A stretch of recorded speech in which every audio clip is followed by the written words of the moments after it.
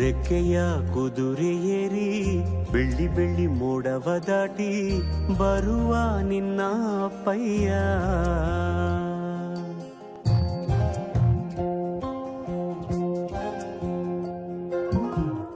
ಮಿನುಗು ಚುಕ್ಕಿಗಳನ್ನು ಹಿಡಿದು ಬೊಗಸೆಯಲ್ಲಿ ತರುವ ನಿನ್ನ ಅಪ್ಪಯ್ಯ.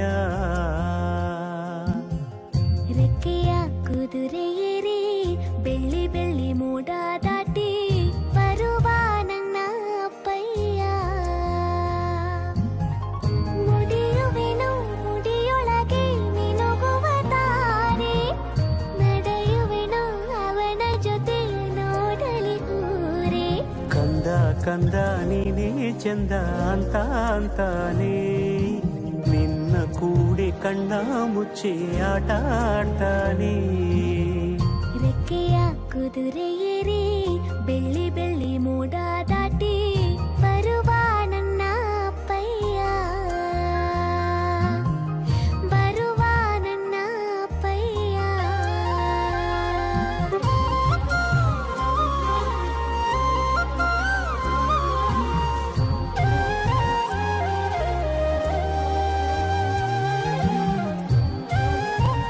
ಅಪ್ಪ ಬಂದ್ರು, ಅಪ್ಪ ಬಂದ್ರು, ಅಪ್ಪ ಬಂದ್ರು, ಅಪ್ಪ ಬಂದ್ರು.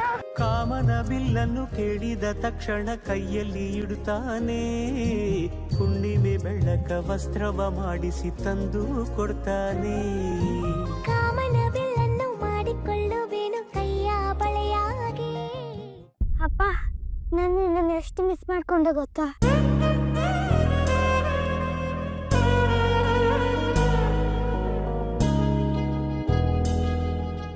ಇನ್ನು ಮುಂದೆ ನೀನು ನನ್ನನ್ನು ಯಾವತ್ತೂ ಮಿಸ್ ಮಾಡ್ಕೊಳ್ಳಲ್ಲ.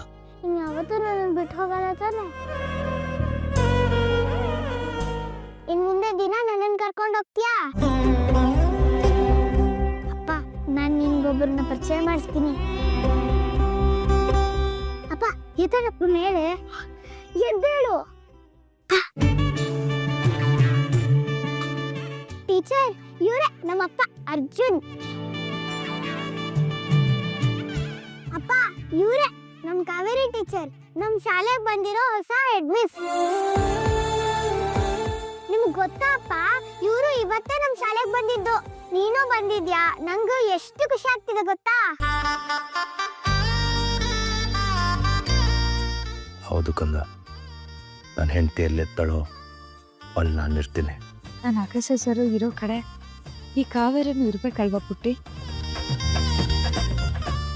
ಏ ಗಂಗಮ್ಮ, ನೀನ್ ಯಾವಾಗ್ಲೂ ಹೇಳ್ತಿದ್ದ ಅಲ್ವಾ ನಿಮ್ಮಪ್ಪ ನಿನ್ನ ಬಿಟ್ಟು ಹೊರಟೋಗಿದ್ದಾರೆ ಅಂತ.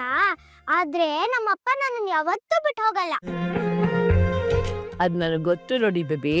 ನಾನು ಯಾಕೆ ಹಾಗೆ ಹೇಳ್ತಿದ್ದೆ ಗೊತ್ತಾ? ನಿನ್ ತರಲೆ ತಡ್ಕೊಳಕ್ ಆಗ್ದಲೆ ನಿನ್ ಕಂಟ್ರೋಲ್ ಮಾಡೋದಕ್ಕೆ ನಾನು ಆ ರೀತಿ ಹೇಳ್ತಿದ್ದೆ. ಎಲ್ಲಾ ಮಕ್ಳಿಗೂ ಅಮ್ಮ ಅಂದ್ರೆ ಪ್ರೀತಿ. ನಿನಗೆ ನಿಮ್ಮ ಅಮ್ಮನ ಬಗ್ಗೆ ಪ್ರೀತಿ ಇದೆಯಲ್ಲೋ ನನಗೆ ಗೊತ್ತಿಲ್ಲ, ಆದ್ರೆ ನಿನಗೆ ನಿಮ್ಮ ಅಪ್ಪ ಅಂದ್ರೆ ಪ್ರೀತಿ ಪ್ರಾಣ ಎಲ್ಲಾನು.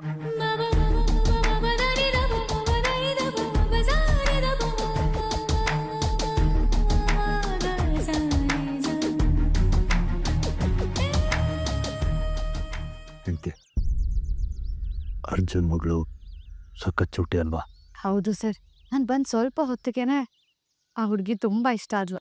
ಅವಳು ನೋಡಿ ಸರ್ ಎಷ್ಟು ಖುಷಿಯಾಗಿದ್ದಾಳೆ ಅಂತ.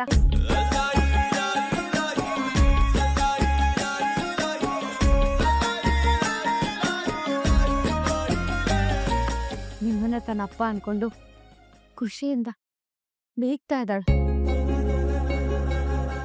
ರಾಷ್ಟ್ರಕವಿ ಕುವೆಂಪು ಅವರು ಒಂದ್ ಕಡೆ ಹೇಳಿದ್ದಾರೆ, ಯಾವ ಕಾಲದ ಶಾಸ್ತ್ರವೇನು ಹೇಳಿದರೇನು, ಎದೆಯ ದನಿಗೂ ಮಿಗಿಲು ಶಾಸ್ತ್ರ ಇಹುದೇನೋ ಅಂತ.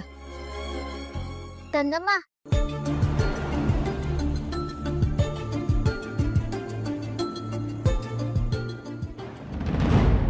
ಆ ಪುಟ್ಟ ಹೃದಯಕ್ಕೆ ಪ್ರೀತಿ ಅನ್ನೋ ಮಿತಿನೇ ಇಲ್ಲ ಸರ್. ಅವಳಿಗೆ ನೀವೇ ತನ್ನ ಅಪ್ಪ ಅಲ್ಲ ಅನ್ನೋ ಒಂದ್ ಸಣ್ಣ ಅನುಮಾನ ಕೂಡ ಇಲ್ಲ. ನೀವೇ ಅವಳಪ್ಪ ಅಂತ ಅನ್ಕೊಂಡಿದ್ದಾಳೆ. ನಾವಂತೂ ಅವಳಪ್ಪನ ಮತ್ತೆ ವಾಪಸ್ ತಂದು ಕೊಡೋದಕ್ಕಾಗಲ್ಲ. ಆದ್ರೆ ಅವಳ ಭವಿಷ್ಯನ ಉಜ್ವಲಗೊಳಿಸ್ಬೋದು. ಅವಳಿಗೆ ಸಮಸ್ಯೆನೆ ಬರ್ದೇ ಇರೋ ಹಾಗೆ ನೋಡ್ಕೋಬಹುದು. ನೋಡ್ಕೊಳ್ಳೇಬೇಕು. ನಿಜ ಹೆಂಡ್ತಿ, ನೀವು ಹೇಳ್ತಾ ಇರೋದು ಸರಿಯಾಗೇ ಇದೆ. ಆದರೆ ನಮಗೆ ತುಂಬ ಟೈಮ್ ಇಲ್ಲ. ಆ ಹುಡುಗಿಗೆ ತನ್ನ ಫ್ಯೂಚರ್ ಎಷ್ಟು ಭಯಾನಕವಾಗಿರುತ್ತೆ ಅನ್ನೋದೇ ಗೊತ್ತಿಲ್ಲ.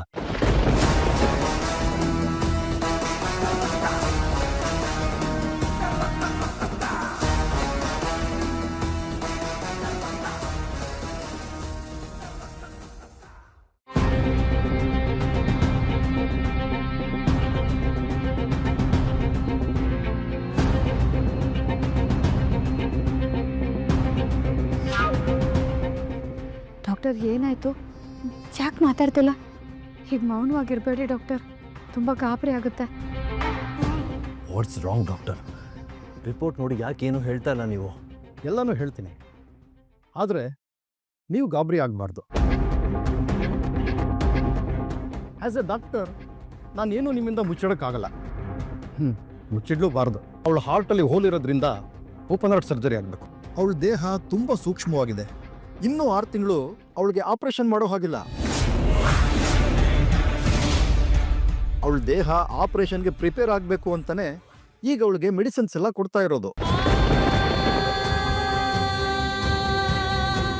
ಆದ್ರಿಂದ ಇನ್ನೂ 6-7 ತಿಂಗಳು ನೀವು ಅವಳನ್ನ ತುಂಬ ಸೂಕ್ಷ್ಮವಾಗಿ ನೋಡ್ಕೋಬೇಕು. ಹಾಗಂತ ಸರ್ಜರಿ ಮಾಡಿದ್ಮೇಲೆ ಅವಳು ಬದುಕ್ತಾಳೆ ಅಂತ 100% ಗ್ಯಾರಂಟಿ ನಾನು ಕೊಡೋಕ್ಕಾಗಲ್ಲ.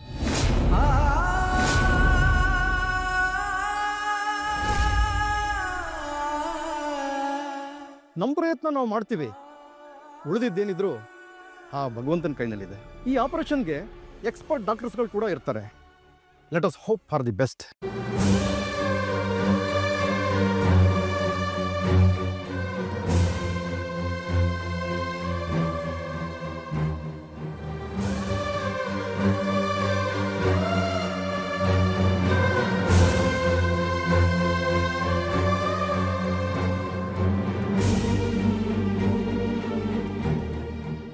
ಹೌದು ಸರ್, ನಂಗಿನ್ನೂ ಆ ವೈದ್ಯರು ಹೇಳಿದ ಮಾತೆ ಕಿವಿಲಿ ಗುಯ್ಗುಡ್ತಾ ಇದೆ. ಹಾಗಂತ ನಾವು ಭರವಸೆನ ಕಳ್ಕೊಳ್ಳೇಬಾರ್ದು. ಅರ್ಜುನ್ ಮಗಳಿಗೆ ಎಲ್ಲ ಥರ ಚಿಕಿತ್ಸೆನ ಕೊಡಿಸ್ಲೇಬೇಕು. ಅಪ್ಪ, ಕಾವೇರಿ ಟೀಚರ್ ಹತ್ರ ನನ್ನ ಮೇಲೆ ದೂರ ಹೇಳ್ತಿದ್ಯಾ? ದೂರ ಎಲ್ಲ ಹೇಳೋಗಿಲ್ಲ, ಲಲಿತಮ್ಮ ಕಾಯ್ತಿರ್ತಾಳೆ. ಬಾ ಹೋಗೋಣ. ಭಾವ ತೊರೆದು ಹಾಡು ಬದಲಾಯಿತೇತಕ್ಕೆ